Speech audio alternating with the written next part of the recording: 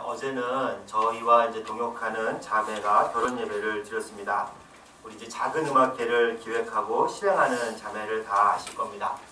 드디어 결혼을 했습니다. 제 누이가 결혼하는 것처럼 정말 얼마나 기쁜지 모릅니다. 사실 나이가 좀 살짝 많아 좀 계속 기도했는데 또 좋은 형제를 만나서 한 가정을 이루게 되어 정말 감사하고 기쁜 일이었습니다. 이렇게 결혼한다고 찾아오는 이들에게 제가 항상 하는 말이 있습니다.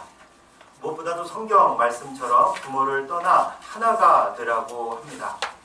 그렇게 하기 위해서는 우리가 남편 쪽으로 하나가 되는 것이 아니고 또 부인 쪽으로 하나가 되는 것도 아닙니다. 어느 한쪽이 다른 한쪽을 흡수해서 하나가 되는 것이 아니라 주님 안에서 새로운 하나의 세계를 만들어야 한다라고 강조하곤 합니다. 그리고 그렇게 하나가 될 때 정말로 많은 역할을 하는 가정이 될 수 있죠. 하나 된 그들을 통해서 또 하나님이 증거되고 또 세상까지 변화시킬 수 있습니다. 교회도 마찬가지입니다. 우리 교회도 이렇게 하나가 되어 동네를 변화시키고 또 세상을 아름답게 하기를 주님의 이름으로 축원합니다. 오늘 성서 정보에 따라 하나님이 주시는 말씀은 요한복음 17장 20절부터 26절까지입니다. 요한복음 13장부터 17장까지는 예수님께서 마지막 만찬 자리에서 행하신 설교입니다. 바로 이 시간이 끝나면 예수님은 체포되고 다음날 십자가에 못 박혀 죽으십니다. 그러니까 마지막 고별 설교라 할 수 있습니다. 그리고 17장은 전체는 예수님의 기도입니다. 이 기도는 대제사장적 기도라 하여 먼저 예수님이 당신을 위해 기도하시고 사도들을 위해 기도하시고 마지막으로 그리스도인들 즉 교회 공동체를 위해 기도하십니다. 오늘 본문이 바로 교회 공동체를 위한 기도에 해당합니다. 우리 20절 말씀 함께 봉독하겠습니다. 20절 말씀입니다. 내가 배우는 것은 이 사람들만 위함이 아니요 또 그들의 말로 말미암아 나를 믿는 사람들도 위함이니. 아멘. 여기서 나는 예수님이고 또 이 사람들 그들은 예수님의 제자들입니다. 특별히 사도라고 불리는 제자들이죠. 이 땅에 처음 예수님이 오셨을 때 예수님을 직접 따라다니며 가르침을 받은 사람들입니다. 그들의 말로 예수님을 믿은 사람들은 바로 그리스도인들입니다. 사도들에게 복음을 전해 듣고 예수님을 고백하는 예수님을 구주로 고백하는 그리스도인들, 즉 교회 공동체를 말합니다. 오늘날 여러분과 저도 여기에 포함되지요. 따라서 오늘 기도는 바로 여러분과 저를 위한 기도입니다. 예수님이 벌써 2000년 전에 나를 위해서 기도하셨어요. 놀랍지 않습니까? 아닙니까? 놀라운 일이죠. 이렇게 아직 태어나지 않은 나를 위해서 어떻게 기도할 수 있단 말입니까? 누군가 나를 위해서 기도한다는 것은 참으로 기분 좋은 일입니다. 아시다시피 저는 비기독교 가정에서 태어났습니다. 그리고 저는 비로소 성인이 되어서야 예수님을 믿고 영접했는데 이 모태신앙인들, 그리스도교 가정에서 자라난 분들을 부러워했어요. 부모님이 그들을 위해 늘 기도하지 않았겠습니까?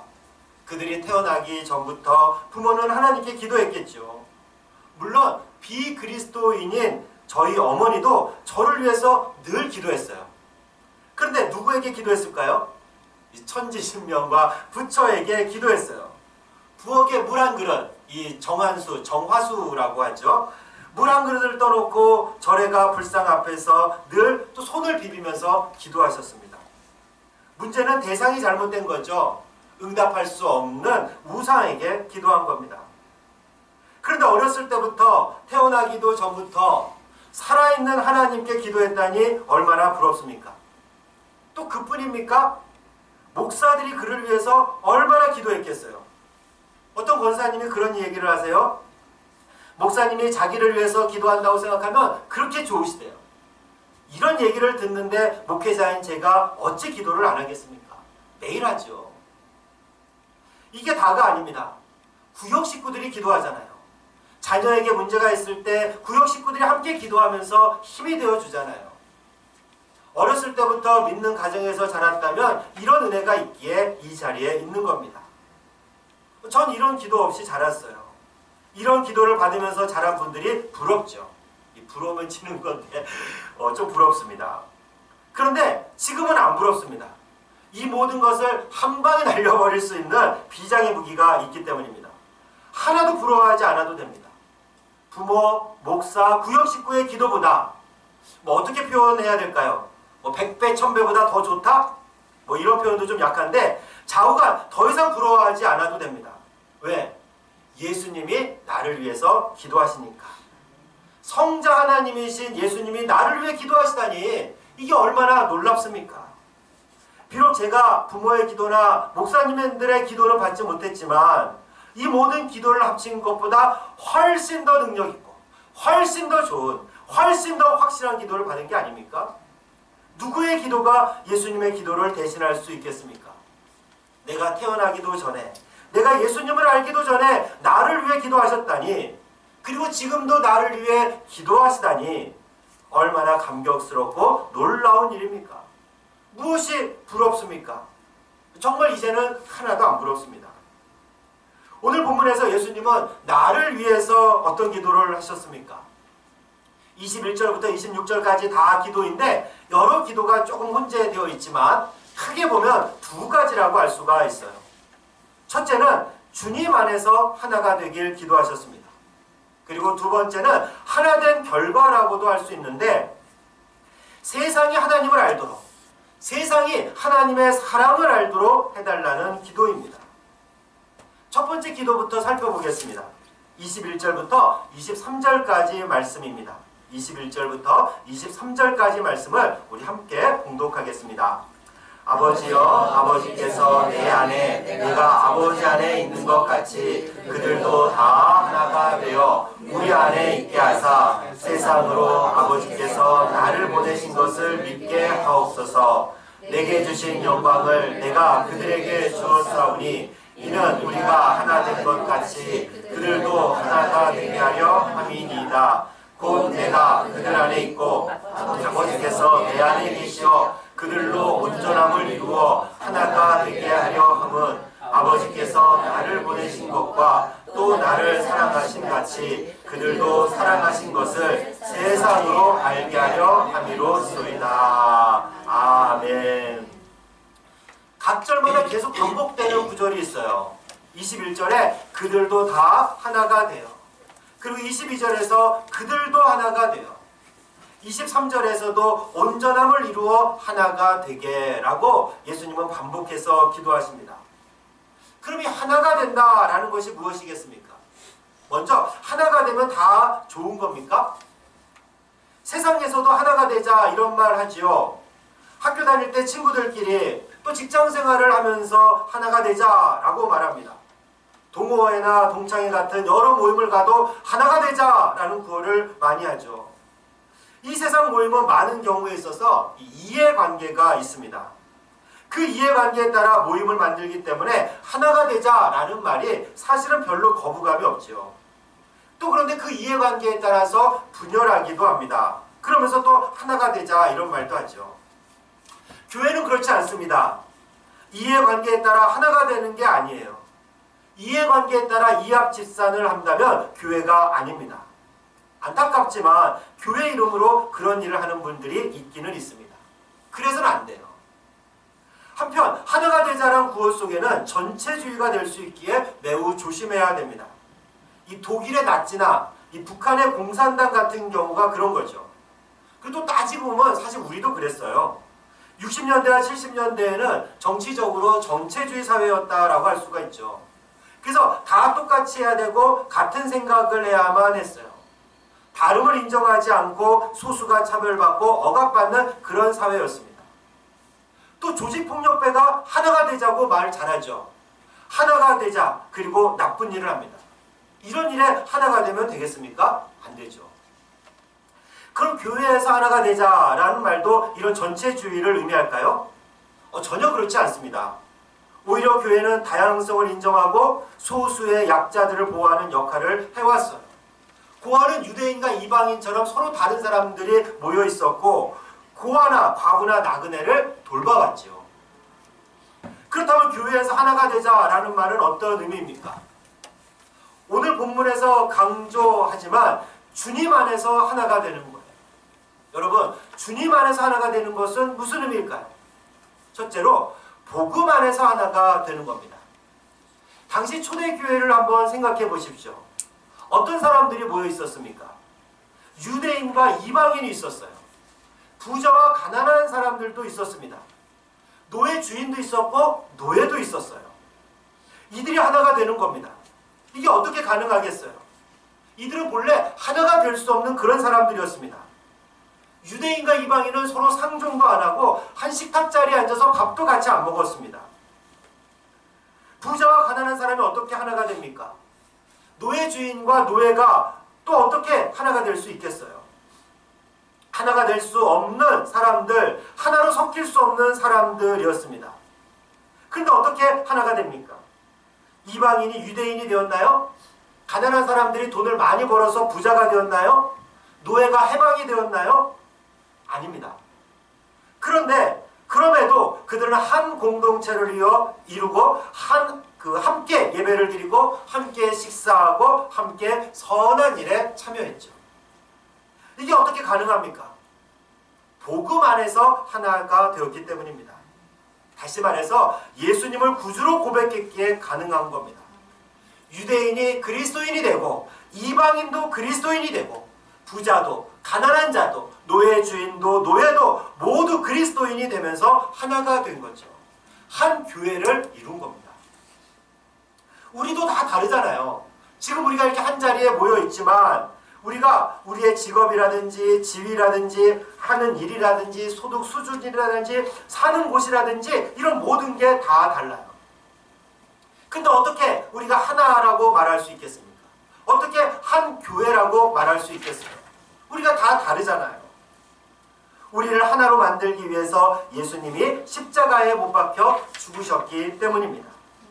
예수님이 우리 죄를 용서해 주시기 위해서 내 죄를 지고 십자가에서 죽으셨는데 이를 믿는 자마다 믿는 자는 구원을 받고 하나님의 자녀가 되고 하나님 나라 시민이 됩니다. 하나님의 자녀이기에 그리고 하나님 나라의 시민이기에 더 이상 유대인이든지 이방인이나 그런 구별이 무의미합니다. 하나님 나라에서는 가난한 자나 부자를 구분하지 않아요. 주인과 노예의 차별이 없어요. 모두 똑같은 하나님의 자녀요 하나님 나라의 시민이기 때문입니다. 복음 안에서 하나가 되는 거죠. 둘째로 주 안에서 하나가 된다는 말은 서로 사랑한다라는 의미입니다. 하나님은 사랑이시다라고 성경은 말합니다. 오늘 본문에서도 23절부터 사랑이라는 단어가 많이 나오죠. 하나님의 사랑을 말합니다. 또한 우리가 믿는 하나님은 삼위일체 하나님이십니다. 성부, 성자, 성령 하나님은 완벽한 개별적 존재이지만 그 본질에 있어서는 또한 완벽히 동일하신 분입니다. 성부, 성자, 성령 하나님이 서로 사랑하는 가운데 서로 안에 계십니다. 오늘 본문에서도 그래서 내 안에라는 말이 많이 나오죠. 내 안에 내가 있고 내 안에 또 내가 있고 내가 하나님 안에 있고 이런 표현들이 많이 나옵니다. 신학적인 용어로 보면은 상호 내주한다라고 표현을 하죠. 그렇게 하나가 되는 겁니다. 서로 사랑하는 가운데 하나가 되는 거죠. 그렇게 하나님이 사랑하신 것처럼 우리도 서로 사랑해야 합니다. 주의할 것은 사랑하는 것과 사람을 의지하는 것은 다릅니다. 상대방을 의지하려고 하거나 상대방에게서 내 부족함을 채우려 할 때 내가 상처받고 상대가 상처를 받죠. 물론 우리는 부족하기에 서로를 위로하고 격려해야 되는 그런 존재입니다. 그래서 우리 공동체가 있는 거죠.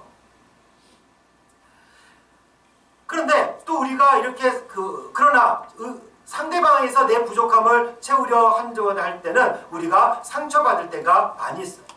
그렇지만 우리가 먼저는 또 위로하고 격려받을 수 있습니다. 내가 힘든데 누군가 나를 격려하고 위로해주면 좋겠다. 이런 생각이 나쁜 게 아니에요. 당연합니다. 그러나 그렇다고 해서 사람을 의지해서는 안 돼요. 이게 무슨 말이겠습니까? 하나님과 나와의 관계가 먼저라는 얘기예요. 23절에서 온전함을 이루어 하나가 되게 하자라고 말씀하셨는데 내가 완벽해지라는 말이 아니에요. 흠없이 완벽한 사람만이 하나가 되란다는 그런 뜻이 아닙니다. 하나님과 나와의 관계가 점점 성숙해지면서 먼저 하나님과 내가 사랑하면서 하나님과 내가 인격적 관계를 맺으면서 하나님과 내가 신뢰 관계를 쌓을 때 그 관계가 깊어지면서 내 안에 있는 아픔과 상처가 치유되고 회복될 때 다른 이들과 건강하게 하나가 될 수 있다는 말이에요. 하나님과 나의 관계가 건강하지 않으면요, 성도들이 서로 건강한 관계를 맺을 수 없습니다. 사람과의 관계보다 하나님과의 관계가, 나와 하나님과의 관계가 먼저다라는 의미예요. 그렇지 않으면 서로 상처만 주게 돼 있어요. 그 상처를 받지 않으려고 대형 교회 가서 예배만 드리는 겁니다. 진정으로 하나가 되지 못합니다. 예수님이 하나가 되길 기도하셨는데 말입니다. 부부나 친구 관계도, 성도 간의 관계도 마찬가지예요. 우린 상대가 필요해요. 내가 먼저 위로받고 또 격려받고 싶습니다. 그러나 하나님과 나의 관계가 먼저 온전하게 성장하지 않으면, 사람이 아니라 하나님께 채움을 받지 않으면 결국 상처로 끝날 수밖에 없습니다. 이렇게 주 안에서 하나가 된다는 말은 복음 안에서 하나가 되는 겁니다. 하나님 나라 시민으로서 서로 다른 사람들이 하나가 되는 거죠. 또 주 안에서 하나가 된다는 말은 삼위일체 하나님이 사랑한 것처럼 서로 사랑한다는 의미입니다. 하나님과의 관계가 먼저고 그 안에서 온전히 성장해가는 그리스도인이 진정으로 하나가 될 수 있죠. 그리스도인들이 하나가 된다는 것은 이런 의미예요. 예수님의 두 번째 기도로 넘어가겠습니다. 우리 23절 말씀 함께 봉독합니다. 23절 말씀입니다. 곧 내가 그들 안에 있고 아버지께서 내 안에 계시어 그들로 온전함을 이루어 하나가 되게 하려 함은 아버지께서 나를 보내신 것과 또 나를 사랑하신 같이 그들도 사랑하신 것을 세상으로 알게 하려 함이로소이다. 아멘. 23절 이하를 계속 쭉 읽어보면은 안다, 알게 하다, 사랑이라는 단어가 많이 등장합니다. 결국 이런 의미이죠. 세상 사람들이 하나님을 알게 되고 하나님의 사랑을 알게 해달라고 예수님이 기도하신 겁니다. 어떻게 알게 됩니까? 우리가 주님 안에서 하나가 되면 그 결과 세상 사람들이 하나님을 알게 되고 하나님의 사랑을 알게 된다는 말이에요. 세상은 스스로 하나님을 알지 못합니다. 그렇다면 어떻게 세상이 하나님을 알게 될까요? 커다란 예배당이 세워지면 알까요? 아니면은 장로나 목사가 대통령이 되면 또 세상에 고위직에 올라가면 세상이 하나님을 알게 될까요? 연합기관을 만들어서 또는 정당을 만들어서 정치활동을 하면 세상이 하나님을 알게 될까요? 알게 되기는 합니다. 잘못된 하나님, 나쁜 하나님으로 세상이 알게 되죠. 전광훈이라는 분이 대표회장으로 있는 한기총이란 기독교 연합기관이 있습니다. 한국기독교 총연합회의 줄임말이죠. 이 말로만 보면 정말 한국기독교의 대표 기관이라 할 수가 있어요. 지상파 방송에서 이분이 나오셔서 그렇게 말했다고 하는데 사실 그렇지가 않습니다. 전혀 대표 기관이 아니에요. 우리나라에서 건전하고 또 중요하고 가장 큰 교단들이 다 빠져 있습니다. 우리나라에서 가장 큰 교단이 우리 예장통합 그리고 예장합동이라고 할 수가 있는데 다 한기총 소속이 아니에요. 기독교 대한감리회도 여기에 없습니다. 단지 여의도 순복음교회와 수많은 중소교단이 여기에 있어요. 제가 중소교단을 폄훼하는 것은 아니지만 검증되지 않은 신학교를 세우고 여기를 나온 목사님들이 10명도 안 되면서 교단을 만들고 한기총에 가입했어요. 더구나 이단들이 대거 가입해 있습니다. 이게 말이 됩니까? 정말 문제가 많은 단체예요. 뿐만 아니라 하는 말마다 기독교인이라고 하기 어려운 얘기만 또 해요. 그래서 한기총 입장이라는 입장이 기독교 입장이라고 생각하면 절대 안 됩니다. 그래서 이 사람들의 말을 입으로도 전하지 말고 카톡으로도 돌리면 안 돼요. 본래 연합기관이란 하나가 되자는 말인데 이들은 오히려 기독교를 분열시키고 있습니다. 힘을 과시하는 이익단체가 되고 말았어요. 얼마 전에 큰 문제를 일으킨 한유총, 한국유치원 총연합회와 무엇이 다르겠어요? 자신들의 이익을 지키기 위해서 아이들을 볼모로 삼는 이들과 뭐가 다릅니까? 더 안타깝고 문제가 되는 것은 우리끼리 비판해서 끝나지 않는다는 점입니다. 우리끼리는 이렇게 얘기할 수 있죠. 야, 쟤네들은 한국 기독교 대표가 아니야 라고 말하지만 세상은 어떻게 볼까요? 그들을 통해서 하나님을 봐요. 쟤들이 믿는 하나님은 정말 이상해. 아니야, 심지어 좀 하나님은 나쁜 분인 것 같아. 완전 극우야. 아파하는 사람과 함께하지 못하고 폭력적이고 이기적이고 비상식적이고, 아니 저런 하나님을 내가 왜 믿어? 안 믿는 사람들은 이렇게 생각을 해요. 저는 정말 그럼 너무너무 억울해요. 아니 우리 하나님은 그런 하나님이 아닌데 그들을 통해서 보여진 하나님을 세상 사람들은 그렇게 알고 있거든요. 예수님의 기도와는 완전히 반대로 사람들이 하나님을 인식합니다. 하나님의 사랑을 알리기는커녕 이상한 하나님을 증거하는 거죠. 예수님의 기도가 잘못되었나요? 아니요, 우리 잘못입니다. 주님 안에서, 복음 안에서, 사랑 안에서 하나가 되지 못하고 하나님과 관계를 바탕으로 성장하지 못하는데 어떻게 하나님을 알리겠어요? 어떻게 하나님의 사랑을 말하겠어요? 앞 입으로 맨날 하나님은 사랑입니다. 하나님은 당신을 사랑하십니다. 라고 외쳐대봤자 누가 믿겠어요? 누가 하나님을 알고 누가 하나님을 믿겠어요?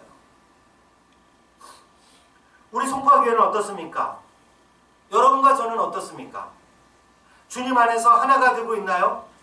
복음 안에서, 사랑 안에서 사람이 아닌 먼저 하나님과 관계를 바탕으로 성숙해져 가고 있습니까? 사랑하는 자매 형제 여러분, 우리 송파교회는 이제 만 20살 성인이 되었습니다. 20대는 무엇보다도 변혁의 열정이 높을 때가 아닙니까? 우리 송파교회가 이 지역을 어떻게 변화시킬 수 있을까요? 어떻게 세상을 아름답게 만들 수 있을까요?